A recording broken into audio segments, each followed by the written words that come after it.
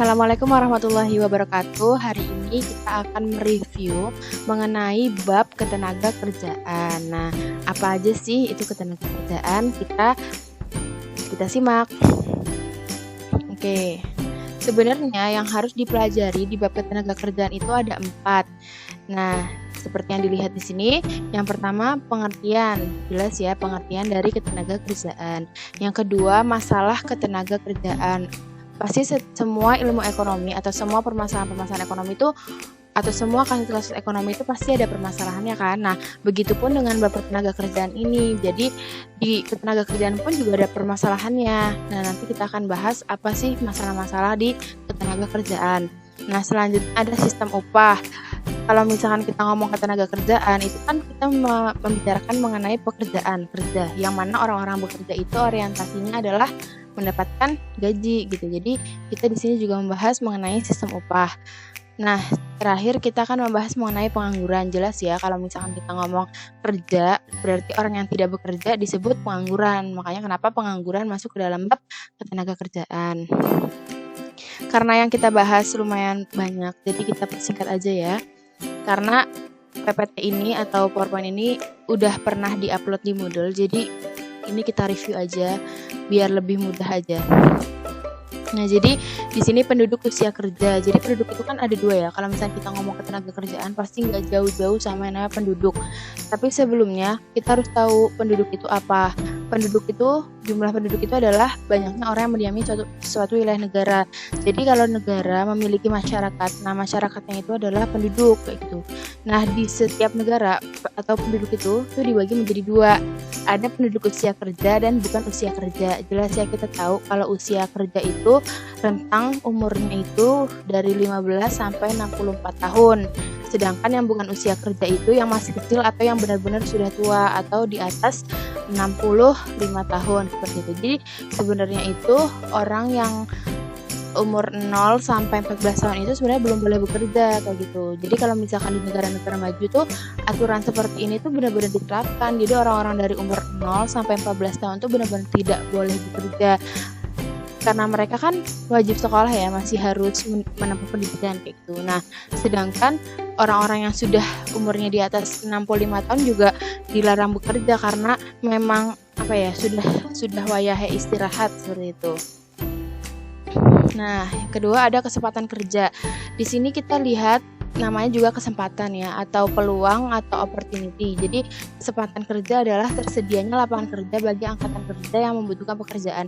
Jadi kesempatan kerja ini adalah kayak chance atau peluang bagi pekerja untuk mendapatkan pekerjaan, atau lapangan pekerjaan itu termasuk kesempatan kerja. Karena kenapa? Karena setiap orang tuh punya hak untuk bekerja. Karena ada di pasal 27 ayat 2 ini, tiap-tiap warga negara berhak atas pekerjaan dan penghidupan yang layak. Nah, selanjutnya kita lihat di sini ada jenis-jenis tenaga kerja. Jadi ada 2 ya, dari jenis kegiatannya atau jenis keahliannya. Kalau jenis kegiatan itu tenaga kerja ada 2, tenaga kerja rohaniah atau non fisik sama tenaga kerja jasmaniah atau fisik. Nah, jadi orang-orang yang kerjanya non fisik itu lebih ke mengandalkan otaknya mereka atau kreativitasnya mereka, kayak direktur, konsultan. Itu kan mereka tuh nggak kerja berat ya, cuma kerjanya tuh mikir gitu, kayak ya beratnya tuh di otak karena mereka harus memikir merancang gimana ke depannya dan segala macam. Nah, beda dengan tenaga kerja jasmaniah, mereka tuh nggak perlu berpikir yang terlalu over, tapi mereka tuh hanya butuh jasmani yang kuat kayak gitu, kayak sopir atau pekerja bangunan kayak gitu. Nah, terus kalau jenis keahliannya itu ada 3, ada tenaga kerja terdidik, terlatih, sama tidak terdidik. Nah, kalau terdidik itu ya kayak dokter, pengacara, insinyur. Orang-orang tuh nggak bisa kan, semua orang tuh nggak bisa asal jadi dokter. Kan orang-orang yang jadi dokter tuh harus nempuh kuliah kedokteran dulu, kalau mau spesialis harus nempuh S2 dulu dan segala macam. Nah, sama kayak terlatih itu nggak mesti dia harus kuliah tinggi-tinggi, nggak mesti, tapi dia cukup ikut pelatihan dan segala macam. Misal dia ikut kursus masak, itu berarti dia nanti ketika kerjanya itu di dapur, di bagian dapur, dia termasuk tenaga kerja yang terlatih kayak gitu. Nah, ini tenaga kerja yang tidak terdidik dan tidak terlatih. Jadi semua orang itu tuh bisa kerja ini karena nggak perlu didikan, nggak perlu berlatih juga, kayak buruh, pembantu, tukang becak, semua orang bisa gitu jadi ini gitu. Nah, selanjutnya kita bahas mengenai masalah ketenaga kerjaan. Apa aja sih masalah ketenaga kerjaan itu? Yang pertama, ada tingkat pengangguran yang tinggi. Nah, jelas ya kalau misal kita bahas ketenaga kerjaan tuh permasalahannya apa sih? Yaitu tingkat pengangguran di Indonesia itu cenderung masih tinggi.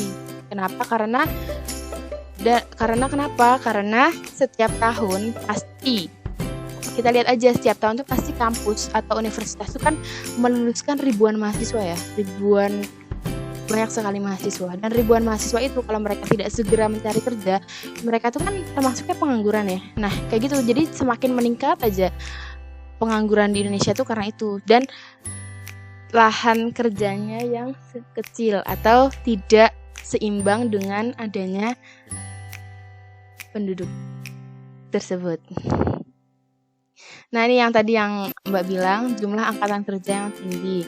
Indonesia termasuk negara dengan jumlah penduduk terbanyak karena Indonesia itu termasuk negara berkembang ya saat ini. Jadi penduduk yang memiliki usia produktif itu jauh lebih banyak ketimbang penduduk yang usianya kayak udah lanjut usia.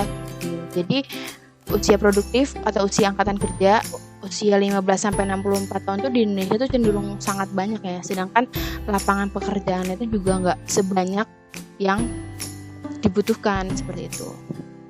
Nah, makanya di sini ada tulisannya apabila tidak diimbangi dengan lapangan pekerjaan yang memadai, maka pengangguran akan meningkat. Nah, di sini kita lihat tingkat pendidikan dan keterampilan yang rendah. Kenapa? Ini juga termasuk dalam permasalahan. Di sini rendahnya tingkat pendidikan angkatan kerja membatasi macam pekerjaan yang dapat dilakukan sehingga persaingan semakin ketat dan sulit. Nah, di sini ada kurva. Kita lihat kalau pekerja di jenjang pendidikan itu tuh di sekarang ini di Indonesia ini tuh lebih banyak pekerja-pekerja yang tamatan SD ketimbang tamatan sarjana kayak gitu. Karena kenapa? Tingkat pendidikannya masih rendah, keterampilannya juga rendah, sehingga apa? Karena mereka cuma tamatan SD, jadi mereka tuh nggak bisa kerja di yang perusahaan yang tinggi, kerja di pekerjaan-pekerjaan yang memiliki upah-upah yang layak, nggak bisa kayak gitu. Jadi itu termasuk dalam permasalahan dalam ketenaga kerjaan gitu. Nah, selanjutnya penyebaran angkatan kerja yang tidak merata. Jadi Indonesia itu kan punya banyak pulau ya. Di situ ada tulisannya 17.000 pulau. Cuma dari banyak pulaunya Indonesia itu sebagian besar pada menetap di Pulau Jawa. Jadi nah itu permasalahannya. Bahkan kan Jogja aja tuh udah termasuk apa? Kota pendidikan ya. Kota pelajar dan kota belajar. Jadi banyak orang dari Kalimantan, Sumatera, Sulawesi, bahkan Papua yang berbondong-bondong ke Pulau Jawa atau khususnya ke Jogja cuma buat menuntut ilmu kayak gitu. Nah, karena mereka menuntut ilmunya di Jogja, mereka tuh otomatis juga kerja di Jogja. Nah, nggak cuma di Jogja ya, di Pulau Jawa. Nah, karena banyaknya orang yang menempati Pulau Jawa ini, padahal lapangan kerjanya tuh nggak banyak. Nah, ini yang bikin penyebaran angkatan kerja yang tidak merata gitu. Jadi sebenarnya tuh di Kalimantan sana, di Sulawesi sana, Sumatera sana tuh sebenarnya banyak lapangan kerja. Cuma memang rata-rata orang lebih senang kerjanya di Pulau Jawa kayak gitu karena segala aksesnya tuh sudah mudah lah ini seperti itu. Nah, di sini perlindungan kesejahteraan tenaga kerja yang belum maksimal. Nah, di sini dapat dilihat dari standar upah yang belum memenuhi kebutuhan masyarakat. Ya, jadi upah-upah di sini kan upahnya di Indonesia sendiri lah itu kan cenderung sebenarnya tuh belum bisa memenuhi kebutuhan pokok ya. Nah, terus juga asuransi atau perlindungan tenaga kerjanya belum maksimal. Nah, ini juga termasuk ke dalam salah satu permasalahan tenaga kerja. Nah, sebenarnya ada permasalahan itu tuh bisa diatasi nggak sih? Iya, bisa banget. Nah, di sini ada 6 cara bagaimana mengatasi permasalahan dari ketenagakerjaan. Yang pertama, menyusun dan mengawasi pelaksanaan berbagai peraturan ketenagakerjaan, meningkatkan kualitas dan produktivitas tenaga kerja. Ini nanti kita akan bahas di slide selanjutnya. Mengembangkan kesempatan kerja luar negeri. Jadi, karena di Indonesia lapangan kerjanya itu nggak banyak ya, jadi gimana sih cara solusinya itu apa sih? Nah, solusinya itu kan ya kerja di luar negeri, karena di luar negeri tuh pasti banyaklah lapangan kerja yang lebih besar seperti itu. Jadi mengembangkan kesempatan kerja luar negeri seperti menjadi TKI seperti itu. Nah, mengembangkan kesempatan kerja dalam negeri atau wirausaha baru. Nah, ini juga nanti akan kita bahas. Meningkatkan perlindungan tenaga kerja, membina hubungan industrial dalam negeri dan internasional. Nah, selanjutnya upaya meningkatkan kualitas tenaga kerja. Gimana sih cara kita meningkatkan kualitas dari tenaga kerja tersebut? Nah, di sini ada 3 sektor yang mengupayakan peningkatan ini, yaitu dari sektor pemerintah, dari sektor swasta, dan dari sektor individu sendiri. Jadi kita bahas satu-satu dari pemerintah. Jadi upaya pemerintah dalam peningkatan kualitas itu apa sih? Upaya pemerintah itu sebenarnya pemerintah tuh udah mendirikan ini ya, di sini ada gambarnya balai latihan kerja. Jadi pemerintah tuh udah membuka pelatihan-pelatihan kerja yang mana masyarakat tuh bisa ikut andil di sana. Jadi kalau misalkan nih di sini kita lihat ya, misal ada balai latihan kerja, di situ ada pelatihan boga misal. Jadi bagi orang-orang yang ingin menjadi chef atau ingin bekerja di dapur itu bisa mengikuti pelatihan boga ini gitu. Atau orang-orang yang desain atau orang-orang yang menjahit ingin bekerja sebagai penjahit, di sini juga ada pelatihan menjahit seperti itu. Jadi ini upaya peran pemerintah untuk meningkatkan kualitas dari ketenagakerjaan ini. Nah, selanjutnya dari pihak swasta. Kalau misalkan kita ngomong pihak swasta ini, biasanya swasta itu tuh bekerja sama sekolah atau kampus. Jadi kalau misalkan kalian SMK atau besok kalian kuliah, itu ada yang namanya magang, dan ada yang namanya magang. Dan magang itu tuh biasanya kan kerjasama sama pihak-pihak swasta atau perusahaan. Nah, peluang atau kesempatan magang itulah yang dibuka oleh perusahaan untuk meningkatkan kualitas dari si tenaga kerja itu. Jadi kan karena adanya magang itu kan si calon pekerja ini kan jadi tahu, oh jadi yang dibutuhkan di dunia kerja tuh seperti ini, kayak gitu. Oh jadi kita harus bekerja tuh yang disiapkan tuh ini gitu. Jadi mempersiapkan pekerjaan yang lebih baik kayak gitu. Nah, yang ketiga dari individu sendiri. Nah, jadi dari individu sendiri tuh apa sih yang harus dilakukan? Yang pertama, membekali diri dengan berbagai hal yang dikehendaki perusahaan. Misal kalian mendaftar ke sebuah perusahaan, tapi keterampilan kalian tuh desain. Ya udah, kalian daftar ke perusahaan itu di bagian media gitu loh. Kan nggak mungkin kan kalian tuh punya keterampilan desain grafis, tapi di perusahaan tuh kalian tuh daftarnya akuntan, kan nggak sesuai ya, atau nggak sejalur ya. Nah itu tuh yang nggak bakal keterima gitu. Nah jadi yang pertama yang harus dilakukan tuh membekali diri dengan berbagai hal yang dikehendaki perusahaan. Jadi perusahaan tuh butuhnya apa, kamu tuh punyanya apa, diseimbangkan, disesuaikan seperti itu. Yang kedua, menanamkan jiwa wirausaha. Jadi kita nggak tahu ya, kita tuh dapat pekerjaan apa besok atau lapangan mana yang bakal menerima kita. Cuma nggak ada salahnya ketika kita menanamkan jiwa wirausaha, karena wirausaha itu adalah pekerjaan yang paling mudah sih, atau pekerjaan yang bisa dilakukan semua orang, dan itu tuh bermanfaat untuk membuka lapangan kerja baru. Menanamkan jiwa wirausaha tuh nggak harus nunggu gede. Dari sekarang juga bisa kalian mencoba jualan, nggak gengsi untuk jualan, nabung untuk bikin modal dan segala macam. Itu juga termasuk salah satu cara untuk menanamkan jiwa wirausaha kayak gitu. Nah, selanjutnya ada sistem upah. Nah, tadi kan udah dibilang ya, kalau misalkan kita bahas mengenai tenaga kerja, pasti orientasinya itu mendapatkan salary atau gaji. Nah, di sini kita bahas apa sih sistem upah. Nah, jadi upah yang berlaku di Indonesia itu beragam, ada upah harian, mingguan, sama upah bulanan. Nah, biasanya tuh orang-orang yang kerja di scan atau misal kerjanya di outlet gitu, mereka tuh biasanya dibayarnya itu per jam. Jadi satu hari mereka kerja berapa, 5 jam. Satu jamnya mereka digaji 20.000, berarti satu harinya mereka digaji 100.000. Jadi enggak yang per bulan gitu. Tapi biasanya kalau misalnya perusahaan atau guru atau bank seperti itu, biasanya dia gajinya di per bulan kayak gitu. Entah di akhir bulan atau di awal bulan atau bahkan ada yang di pertengahan bulan seperti Nah, sistem pembayaran ini tergantung pada, jadi sistem pembayaran, besar kecilnya pembayaran itu tergantung pada ada 3. Yang pertama, permintaan dan penawaran tenaga kerja. Yang kedua, kesempatan pemberi kerja dan penerima kerja. Yang ketiga, upah minimum. Nanti kita akan bahas. Yang pertama, permintaan dan penawaran tenaga kerja. Di sini kita tertulis jika penawaran lebih besar daripada permintaannya, tingkat upah cenderung turun. Begitu pula sebaliknya. Jadi di sini kita anggap penawaran tenaga kerja itu orang yang menawarkan tenaga kerja, jadi orang yang melamar pekerjaan. Sedangkan permintaan tenaga kerja itu adalah orang yang memberi pekerjaan atau membuka lapangan kerja. Nah, karena di sini kita lihat ya, di Indonesia itu jumlah pencari kerja tuh begitu banyak, sangat banyak ya, tidak sebanding dengan jumlah pemberi kerja kayak gitu. Jadi misal di sebuah perusahaan membuka lapangan kerja sebanyak 5 orang.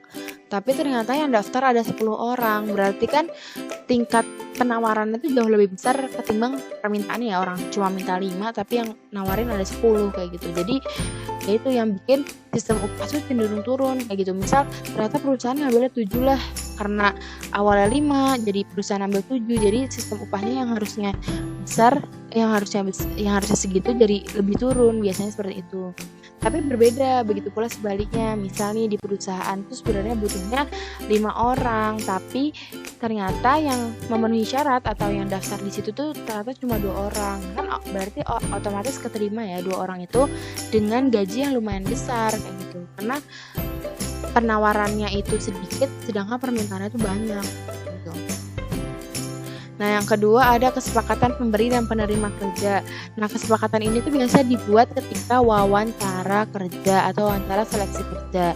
Nah, jadi di sini itu pemberi dan pencari kerja melakukan tawar-menawar tentang jam kerja atau upah. Nah, di sini kita lihat umumnya pekerja di Indonesia memiliki posisi tawar yang rendah. Jadi, gimana ya?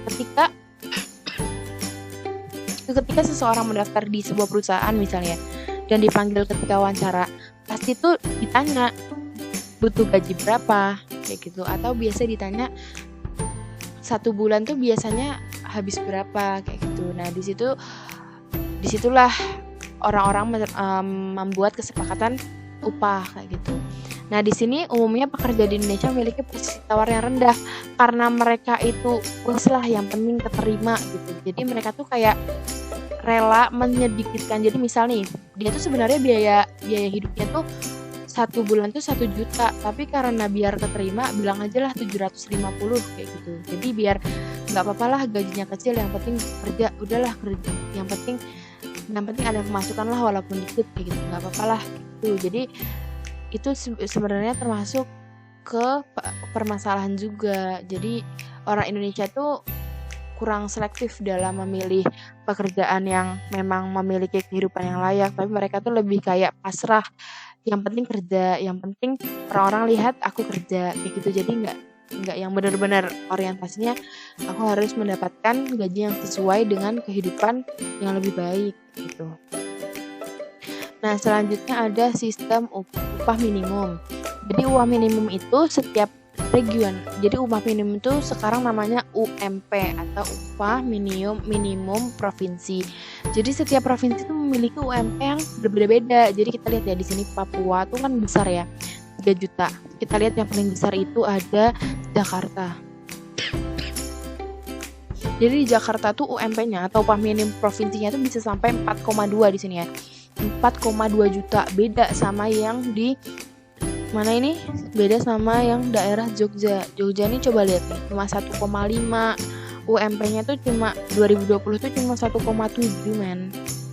Cuma 1,7. Jadi orang tuh kan, kalian kalau misalkan lihat atau ibu bapak kalian lah yang sebenarnya orang Jawa tapi mereka singgah atau minggat ke Jakarta cuma buat mencari pekerjaan yang lebih layak. Itu banyak banget. Karena kenapa? Karena UMP di Jakarta tuh jauh lebih besar gitu loh, jauh lebih menguntungkan gitu. Jadi ya itu orang-orang yang memang ingin kehidupan yang lebih baik tuh biasanya mereka mencari pekerjaan-pekerjaan dengan upah minimum yang lebih besar kayak gitu. Nah, kalau di Jogja kan misal dia bekerja baru pekerja. Nah, itu kan nanti dia upah minimumnya atau upah awalnya kan ya itu 1,5. Itu kan coba bayangin, Jakarta bisa 2 kali lipatnya nggak sih? Nah, tapi jangan salah, walaupun UMP-nya Jakarta besar, tapi biaya hidup di Jakarta juga mahal, berbeda dengan biaya hidup di Jogja. Dari segi makanan, atau dari segi perbelanjaan, atau dari segi sewa-sewa tempat, itu jauh lebih mahal. Misal kayak di Jogja itu misal nasi tuh 6.000 tuh bisa dapat, di Jakarta belum tentu. Di Jakarta tuh biasanya satu porsi nasi tuh bisa sampai 20 sampai 25.000 kayak gitu. Jadi perbedaannya di situ. Jadi sebenarnya sama, upah minimum ini memang disesuaikan dengan kebutuhan atau biaya sosial dari beban biaya hidup dari suatu provinsi itu. Seperti itu. Nah, selanjutnya ada pengangguran. Nah, di sini kita akan bahas mengenai pengangguran ya. Nah, di sini pengangguran tuh apa sih? Penganggur adalah orang yang tidak memiliki pekerjaan, sedang mencari pekerjaan, atau sedang mempersiapkan suatu usaha. Jadi orang nih yang udah punya, aku mau bangun usaha nih, tapi kan baru planning ya, baru rencana. Itu dia masih termasuk pengangguran kayak gitu. Dan orang yang sedang mencari pekerjaan, sedang cari-cari lowongan pekerjaan, itu juga termasuk pengangguran. Dan orang yang benar-benar nggak mau kerja juga termasuk pengangguran kayak gitu. Jadi itu pengertian pengangguran itu ada 3 macam itu. Nah, di sini kita lihat ada bagan jenis-jenis pengangguran tuh ada 2, dari faktor penyebabnya atau lama waktu kerjanya. Faktor penyebabnya itu ada 4, jadi ada 4, konjungtural, struktural, friksional, musiman. Sedangkan kalau lama waktu kerjanya itu ada 3, ada terbuka, menganggur, sama terselubung. Seperti itu. Ini akan kita bahas satu-satu. Yang pertama berdasarkan faktor penyebab. Nah, yang pertama ini pengangguran konjungtur atau siklis. Di sini pengangguran berkaitan dengan turunnya kegiatan perekonomian suatu negara. Jadi kalau misalnya suatu negara itu mengalami resesi atau penurunan perekonomian, itu kan otomatis kan banyak tenaga kerja tuh yang di PHK ya. Nah, tenaga kerja yang di PHK ini nih yang disebut pengangguran konjungtur atau siklis. Jadi nggak usah jauh-jauh deh, kita lihat aja tahun ini dengan adanya pandemi ini, COVID ini, kan perekonomian Indonesia itu semakin lama sekarang ini kan semakin menurun ya.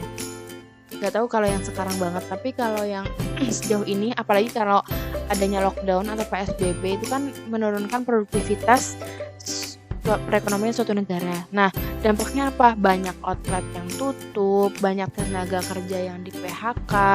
Nah, kayak gini nih yang menciptakan pengangguran konjungtur atau siklis. Nah, kita lihat di sini dampaknya apa? Jumlah orang yang kehilangan pekerjaan terus meningkat, sama dibutuhkan waktu yang lebih lama lagi untuk mendapatkan pekerjaan. Jadi nunggu semua kayak gini, nunggu pandemi mereda dulu, baru perekonomian bisa kembali sehat. Dan itu kan membutuhkan waktu yang lama ya, nggak sebentar seperti itu. Nah, gimana sih cara mengatasinya? Dari sini cara mengatasinya itu meningkatkan daya beli masyarakat. Pemerintah membuka proyek yang bersifat umum, mengarahkan permintaan masyarakat untuk membeli barang jasa atau meluaskan pasar. Nah, di sini kita bisa lihat meningkatkan daya beli masyarakat. Di sini tuh kita ambil contoh lah kayak apa ya, Pizza Hut. Jadi kalau misalnya kalian lihat Pizza Hut itu beberapa outlet tuh udah tutup, banyak outlet yang udah tutup Pizza Hut itu. Nah, karena untuk meminimalisir kerugian itu, mereka tuh rela jualan di pinggir jalan yang 100.000 dapat 4 box yang itu. Mereka rela jualan itu untuk tetap meningkatkan produktivitas atau produktivitas produk mereka seperti itu. Jadi meningkatkan daya beli masyarakat. Ya, masyarakat kan kalau lihat ada pizza tuh yaudah beli, akhirnya produktivitasnya semakin stabil karena tetap banyak yang beli kayak gitu. Nah, selanjutnya ada pengangguran struktural atau pengangguran yang terjadi karena perubahan struktur atau perubahan komposisi perekonomian. Jadi ini pengangguran yang terjadi kalau orang-orang yang mengalami peralihan dari pertanian ke industri, atau kita ambil gampangnya aja lah orang-orang yang di PHK atau dikeluarkan karena tergerus oleh teknologi. Jadi kita lihat apa sih orang-orang yang terkena dampak teknologi itu. Kalau misalkan adik-adik itu pernah lewat jalan tol.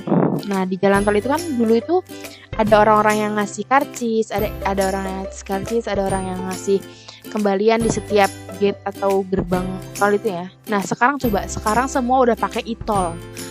Sekarang semua udah pakai kartu dan nggak perlu lagi nggak perlu lagi tenaga kerja.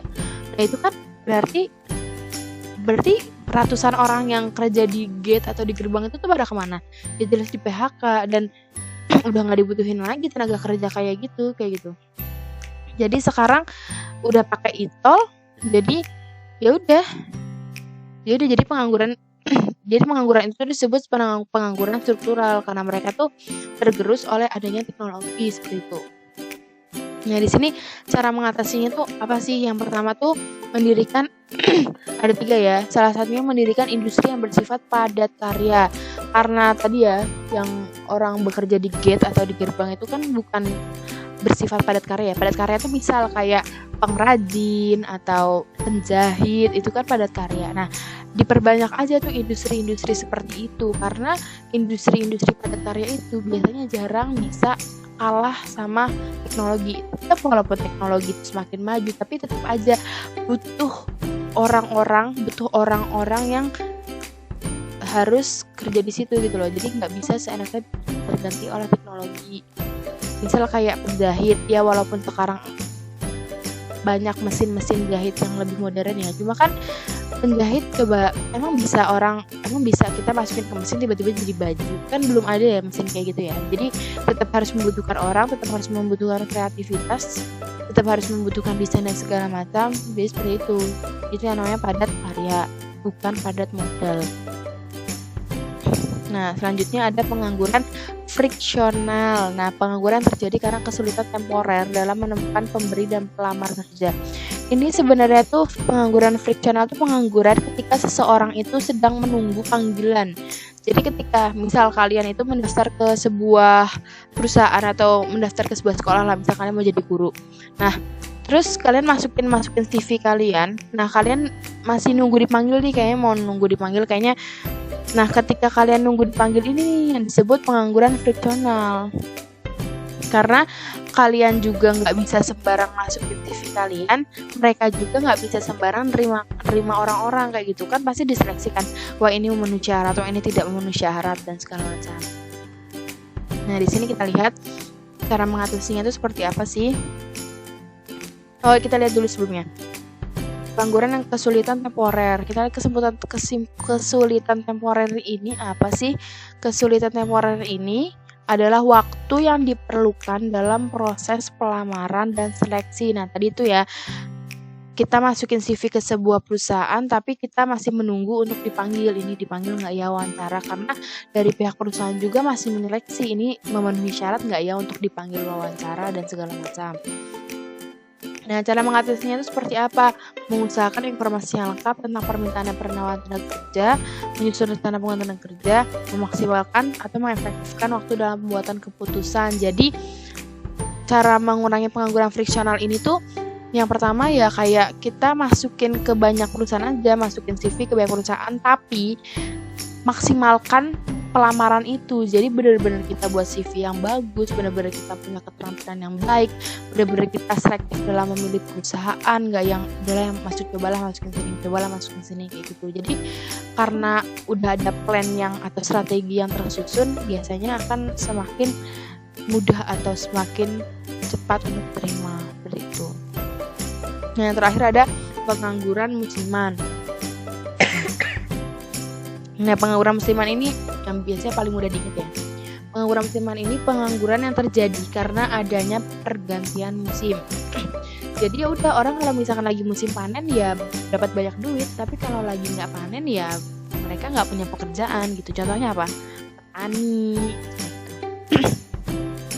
Nah, ini pengangguran musiman ya. Jadi ketika musim buah panen, ketika bukan musim panen, petani cenderung tidak memiliki pekerjaan. Yaitu tadi ketika lagi musim panen ya petani itu bisa kaya-kayanya, atau penanam buah lah itu bisa kaya-kayanya. Cuma ketika memang lagi nggak musim, kayak apa ya, buah buah-buah musiman tuh kayak buah mangga, buah rambutan. Ya kalau emang lagi nggak musim berarti mereka nggak punya pekerjaan. Kalau nggak punya pekerjaan ya mereka nggak punya penghasilan gitu. Nah, gimana sih cara ngatasinya? Nah ini ya, cara ngatasinya itu pemberian informasi yang jelas tentang adanya lowongan pekerjaan. Jadi tak lain tak bukan itu seperti mencari pekerjaan sampingan lah. Jadi jangan memprioritaskan pekerjaan itu tuh sebagai pekerjaan utama. Jadi punya pekerjaan sampingan lah. Wah, misal nih mangga itu misal musim di bulan ini, bulan apa ini? Oktober, September, Oktober. Nah, berarti kan selain bulan September, Oktober tuh lagi nggak musim mangga ya. Berarti selama itu tuh mengusahakan untuk bekerja lain kayak menjadi apa, berusaha menjadi wirausaha kayak, atau mencoba untuk menjadi SPG atau mendaftar ke industri-industri yang padat karya atau mengikuti pelatihan-pelatihan seperti itu. Nah, selanjutnya ada berdasarkan lama waktu kerja itu ada 3, ada pengangguran terbuka, setengah menganggur, dan pengangguran terselubung. Nah, ini pengangguran terbuka tuh yang paling mudah ya. Situasi di mana orang sama sekali tidak bekerja dan berusaha mencari pekerjaan. Jadi orang-orang yang bisa dikatakan pasrah atau sebenarnya mereka itu apa ya, udah capek gitu loh nyari pekerjaan tapi nggak ada yang cocok mungkin atau nggak ada yang serak apa gimana, itu dia termasuk ke pengangguran terbuka. Nah, kita lihat di sini penyebabnya apa? Bisa jadi karena tidak adanya lapangan pekerjaan, ketidakcocokan jurusan atau skills, atau memang karena malas. Jadi misal nih, aku tuh keterampilannya menjadi akuntan, cuma ternyata nggak ada lapangan kerja yang membutuhkan akuntan. Ya udahlah, aku maunya kerjanya akuntan, aku nggak mau kerja lain. Ya udahlah, nunggu ada lowongan kerja akuntan. Nah ini nih, akhirnya dia nggak mau kerja, terus dia dinamakan pengangguran terbuka seperti itu. Nah, selanjutnya ada setengah menganggur. Jadi setengah menganggur itu situasi ketika orang bekerja namun tenaganya kurang termanfaatkan, diukur dari curahan jam kerja. Jadi contohnya apa di sini? Freelance ya, pekerja freelance atau tenaga kerja lepas. Di sini ada bisa lihat Mbak di sini tuh ngasih gambar penyanyi. Jadi kalau misalnya kalian lihat penyanyi-penyanyi yang masih awal debut atau masih apa ya, membangun citra baru, itu tuh biasanya penyanyi-penyanyi yang ya udah kalau misalkan diundang ya mereka dapat duit, kalau nggak diundang ya mereka nggak punya pekerjaan gitu kan, namanya freelance ya, atau masih pakai jam terbang kayak gitu. Jadi kalau misalkan penyanyi-penyanyi nih kalau misalkan diundang di kafe atau diundang di sebuah acara, ya udah gitu, berarti di situ dia dapat pekerjaan. Cuma ketika memang tidak ada panggilan, tidak ada undangan, berarti ya mereka nggak kerja seperti itu. Jadi ketika sedang tidak mendapat pekerjaan itu seharusnya, jadi kan dia kerjanya nggak pasti ya, misal kayak seminggu ya nggak pasti 2 kali, atau sehari nggak mesti setiap hari ada seperti itu. Jadi ya seharusnya orang yang bekerja sebagai freelance atau freelancer itu punya pekerjaan sampingan sembari menunggu adanya panggilan dari pekerjaan itu. Nah, selanjutnya ada pengangguran terselubung. Nah, ini pengangguran ini terjadi karena tenaga kerja yang tidak bekerja secara optimal. Ini ada contohnya ya, lulusan D3 kebidanan yang bekerja sebagai sekretaris ya, kayak gitu. Jadi ya harusnya ya kalau misalkan yang dibutuhin sekretaris ya harusnya ngambil dari lulusan sekretaris. Kalau misalkan ngambil dari jurusan kebidanan, dia suruh jadi sekretaris kan harus ada masa adaptasinya ya. Nah, masa adaptasi ini yang terbuang-buang sia-sia. Harusnya tuh kalau misalkan dia ngambil orang sekretaris untuk menjadi sekretaris kan akan lebih efektif dan efisien ketika dia bekerja. Nah, ini namanya pengangguran terselubung kayak tadi ya. Dia lulusan desain grafis atau DKV, tapi ternyata dia kerja sebagai akuntan. Kan ini nggak sesuai ya. Perlu ada adaptasi, dan adaptasinya ini makan waktu yang lumayan lama. Nah, ini termasuk pengangguran terselubung. Atau contohnya tuh juga bisa kayak tadi, misal perusahaan itu butuhnya sebenarnya 5 orang, tapi yang daftar tuh ada 10. Ya udah, akhirnya ya udah, yang kan awalnya harusnya butuhnya 5 doang, yang daftar ada 10. Ya udahlah, yang diterima 8. Nah, jadi nih 3 ini sebenarnya tidak diharapkan, tapi tetap dipekerjakan. Nah, 3 pekerja ini tuh yang dapat dikatakan sebagai pengangguran terselubung seperti itu. Nah, terakhir kita lihat dampak dari pengangguran. Sebenarnya tuh dampaknya apa aja sih kalau misalkan pengangguran di Indonesia khususnya semakin meningkat. Jadi ada 4 ya, ada pendapatan nasional dan pendapatan per kapita. Di bab pertama semester ini kita udah bahas mengenai pendapatan nasional dan pendapatan per kapita. Nah, pendapatan per kapita itu apa sih? Pendapatan per kapita itu adalah perhitungan kesejahteraan masyarakat. Jadi pendapat per kapita itu bisa tinggi ketika masyarakatnya itu memiliki kesejahteraan yang tinggi. Cara mengukur kesejahteraan masyarakat itu dengan apa sih? Bukan dengan oh dia sehat walafiat berarti dia sejahtera, bukan. Ini dihitung dari tingkat pendapatan setiap masyarakat. Jadi masyarakat itu tingkat pendapatannya tinggi berarti pendapatan per kapitanya lebih tinggi. Kalau pendapatan per kapitanya tinggi, otomatis pendapatan nasionalnya juga besar seperti itu. Nah, begitu itu pun sebaliknya. Kalau orang-orang penganggurannya tinggi, orang-orang yang pengangguran ini kan tidak punya pendapatan ya, otomatis kan tidak bisa terhitung ke dalam orang-orang yang tidak bisa dihitung dalam pendapatan per kapita. Nah, karena orang-orang yang memiliki pendapatan itu jarang atau sedikit, maka pendapatan nasional yang didapat pun semakin kecil seperti itu. Yang kedua, penerimaan negara. Penerimaan negara itu dalam bentuk apa sih? Pajak ya. Jadi orang-orang yang membayar pajak itu kan orang-orang yang berpendapatan ya. Jadi orang-orang yang memiliki pendapatan itu wajib membayar pajak. Coba lihat kalau misalkan dia jadi pengangguran, orang nggak punya pendapatan, mau bayar pajak dari apa gitu. Akhirnya mereka tidak diwajibkan untuk membayar pajak. Nah, kalau misalkan mereka tuh nggak diwajibkan untuk membayar pajak, berarti kan dia penerimaan negara kan semakin berkurang ya. Misal nih ada 10 orang, dia nih harusnya bisa bekerja nih. Dia kalau bekerja tuh bisa bayar pajak misal 100.000. Ya misal ada 5 orang bisa bekerja, bisa bayar pajak 100.000. Harusnya kan negara dapat 500.000 ya. Adalah 5 orang ini nih ternyata mereka tuh lebih memilih nggak kerja atau belum mendapatkan pekerjaan. Nah, jadi kan kesempatan negara untuk mendapatkan pajak itu kan semakin berkurang ya. Kan harusnya dapat pemasukan, ternyata karena banyaknya pengangguran nggak pada punya pendapatan, jadinya penerimaan pajaknya pun semakin kecil kayak gitu. Karena yang bayar pajak juga berkurang. Nah, yang ketiga ada beban psikologis. Secara psikologis orang yang menganggur akan merasa tertekan dan menjadi beban psikologis tersendiri. Iya, benar banget, apalagi kalau misalkan udah tercampur sama omongan tetangga ya. Biasanya kan karena pengangguran itu konotasinya tuh lumayan negatif. Jadi tetangga tuh kalau lihat kerjanya apa, masih nganggur, kok masih nganggur kayak gitu. Nah, itu kan beban tersendiri ya, atau tekanan sendiri bagi si penganggur itu. Jadi sebenarnya mereka cuma juga memiliki beban psikologis kayak gitu. Nah, kalau misalkan beban psikologis ini semakin berat, ya ini orang-orang gila akan semakin banyak kayak gitu. Orang-orang yang kehilangan akal tuh akan semakin banyak gitu.